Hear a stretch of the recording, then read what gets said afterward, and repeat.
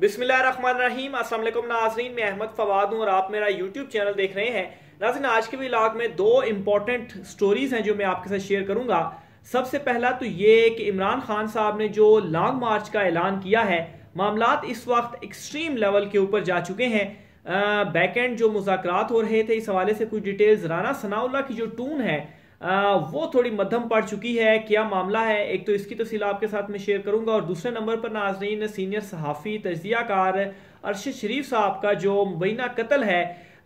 इस केस के हवाले से कुछ नए फैक्ट्स सामने आए हैं और इनके बाद जो पूरे का पूरा केस है जो कि इस तरह से बिल्डअप किया जा रहा था या डिटेल्स बताई जा रही थी कि ये कत्ल नहीं बल्कि ये हुआ इस तरह से कि गलत आइडेंटिटी की वजह से जो गोलियां वो चलाई गई। लेकिन इन मजीद फैक्ट्स की वजह से जो कि सामने आए हैं,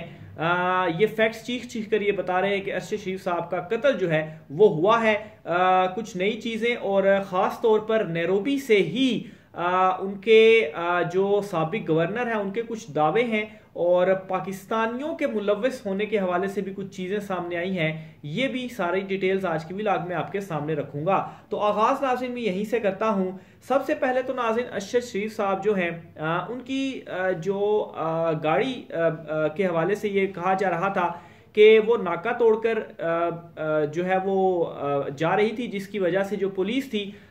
उसने पीछा किया और फायरिंग की और फायरिंग के नतीजे में जो है वो उनकी डेथ हुई। लेकिन अब जो उनकी पुलिस है उन्होंने अपने मौक़िफ़ को खुद ही बदला है और अब वो ये कह रहे हैं कि अरशद शरीफ साहब जिस गाड़ी में थे उस गाड़ी से जो फायरिंग थी वो पुलिस पर की गई और इस फायरिंग के नतीजे में जवाबी फायर जो है वो किया गया, जिसकी वजह से ये जो सारा वाकया है वो पेश आया। तो बिल्कुल ज़मीन आसमान का ये फ़र्क है और इसी बयान से ही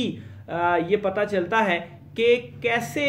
जो एक फेक स्टोरी है वो बनाई गई। या तो आप पहले ठीक हो सकते हैं या आपका अब का जो मौक़िफ़ है वो ठीक हो सकता है। और ये जो मौक़िफ़ मैंने आपके सामने रखा क्योंकि ये नैरोबी से आया है, वहाँ के जो सहाफ़ी हैं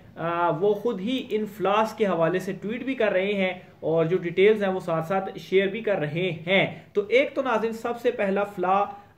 जो है वो ये सामने आ गया कि पहले आप कहते हैं कि वो नाका तोड़ कर गए, फिर उसके बाद आप ये कह रहे हैं कि वहां से और एक मिस्टेकन आइडेंटिटी की वजह से जो फायर है वो पुलिस की तरफ से किया गया। लेकिन अब आप कह रहे हैं कि चूंकि उस गाड़ी से फायर हुआ इस वजह से जवाबी फायर हुआ और उसके नतीजे में ये वाकया पेश आया। फिर दूसरे नंबर पर जो एक और चीज बताई गई थी फेक स्टोरी कि इसी तरह की कोई गाड़ी जो थी उस वक्त रिपोर्ट हुआ कि वो गाड़ी चोरी हो गई है और उसमें जो है वो किसी का बेटा भी जो है वो था, तो जिसकी वजह से पुलिस को शक हुआ कि ये वही गाड़ी है। तो इस खबर के हवाले से भी तफसीलात सामने आई हैं कि असल में वो गाड़ी चोरी नहीं हुई थी बल्कि वो जिस शख्स की थी उसका बेटा खुद ही अपनी मर्जी से वो गाड़ी लेकर तो घर से निकला था, लेकिन वो शख्स या औरत जो थी उसको नहीं पता था, तो उसने पुलिस में जो कंप्लेन है वो कर दी। लेकिन बाद में पता चला कि वो गाड़ी चोरी नहीं हुई, उसका अपना जो बेटा था वो खुद ही गाड़ी लेकर निकला था। तो एक तो यहाँ से भी जो रिवर्स है पुलिस की जानिब से वो हो गया। फिर इसके अलावा नाज़रीन एक और इसी हवाले से जो एक चीज़ सामने आई है वो ये है कि जो नैरोबी के गवर्नर हैं, साबिक गवर्नर साहब, उनकी जानिब से बड़ा एक इम्पॉर्टेंट जो बयान है जो कि उन्होंने अपने ही सोशल मीडिया के ऊपर इस चीज़ का इजहार किया है, उनकी जानिब से दिया गया है, जिसके बाद ये जो मामला है वो बिल्कुल ही बदल कर रह गया है। और जो भी कोई ये डिटेल्स सुन रहा है उसके बाद अगर किसी तरह से कोई अगर शक का इजहार भी कराता है कि हो सकता है कि वाकई पुलिस ने किया हो, तो वो शक भी दूर होता है और साफ पता चलता है इन तमाम तर चीज़ों से कि उन्हें जो है वो मारा गया। वो क्या चीज़ है, नैरोबी के साबिक गवर्नर हैं, उनकी जानिब से ये दावा किया गया है कि अरशद शरीफ साहब जो हैं उनका ताक़ुब किया जा रहा था और पाकिस्तान से कोई एक किलर स्क्वाड था जो कि वहां नैरोबी में पहुंचा था और इस किलर स्क्वाड ने पुलिस से भी गलत बयानी की। अब ये जो चीज़ है कि पुलिस से भी गलत बयानी की और फिर उसके बाद ये सारा वाकया जो था वो पेश आया, इसका मतलब है कि अगर पुलिस से उन्होंने गलत इंफॉर्मेशन दी, फिर उसी इंफॉर्मेशन की बेस के ऊपर ही पुलिस ने ये कार्रवाई की, जानबूझकर कार्रवाई की, फिर ऊपर वो ये बयान दे रहे हैं कि फायर भी हुआ, तो इससे पता चलता है कि वाकई इसमें कोई ना कोई जो लंबे हाथ हैं वो मुलविस हैं। जो उनका उन्होंने ये अपना सारा स्टेटमेंट दिया है, ये भी मैं आपको पढ़कर सुना देता हूं। तो उनका ये कहना था, जो कि उन्होंने अपने सोशल मीडिया के ऊपर जो है वो ये शेयर किया है कि अरशद शरीफ के कत्ल पर कीनियन हुकूमत या पुलिस को इल्ज़ाम नहीं देना चाहिए। अगर हम अपने जूनियर पुलिस अफसर को धमकाते रहे जो अपने फ़राइज़ की अंजामदही के लिए बाहिर हैं तो अपनी सलामती को ख़तरे में डाल रहे हैं। इस तरह जराइम की शरह में इजाफा होना शुरू हो जाएगा। मुसल्लह डाकू हर जगह मौजूद होंगे, अगवाकारों और ख़ानदानों के साथ ज्यादती होगी। गवर्नर साहब ने, साबिक गवर्नर साहब ने पोस्ट में अपनी लिखा कि कीनियन पुलिस को पाकिस्तानी को ये सोच समझ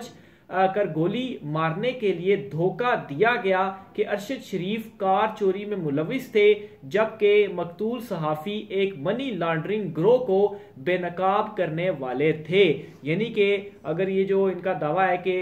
इधर से कोई जो एक किलर स्क्वाड था, अगर वो वहां पर गया तो फिर उनको जो है वो उनकी पुलिस को इस तरह से जो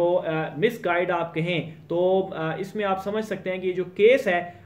इसके जो ताने बाने हैं वो कहां पर जा रहे हैं। फिर उसके बाद जो मनी लॉन्ड्रिंग का उन्होंने जिक्र किया कि ये जो अरशद शरीफ साहब थे वो मनी लॉन्ड्रिंग को बेनकाब करने वाले थे। इस हवाले से भी उन्होंने कुछ जो डिटेल्स हैं वो शेयर की हैं। उनका ये कहना था कि मनी लॉन्ड्रिंग स्कैंडल जो है वो कीनिया के शहर नैरोबी और मिम्बासा में कारों के शोरूम्स चलाता है। अच्छा, मनी लॉन्ड्रिंग स्कैंडल कीनिया के शहरों, अच्छा यानी कि एक कोई इन्होंने लिंक बताया है कि पाकिस्तान से भी उस शख्स का लिंक है और वहां पर भी लिंक है, और वो वहां पर कारों का कोई जो शोरूम है वो चलाता है जिसमें पाकिस्तानी सियासतदान और मुल्क के डीप स्टेट अरकान शामिल हैं। ये अरशद शरीफ का ताकुब इसलिए किया गया क्योंकि वो इस पर तहकीकात कर रहे थे। साबिक गवर्नर ने मजीद लिखा कि मकामी पुलिस को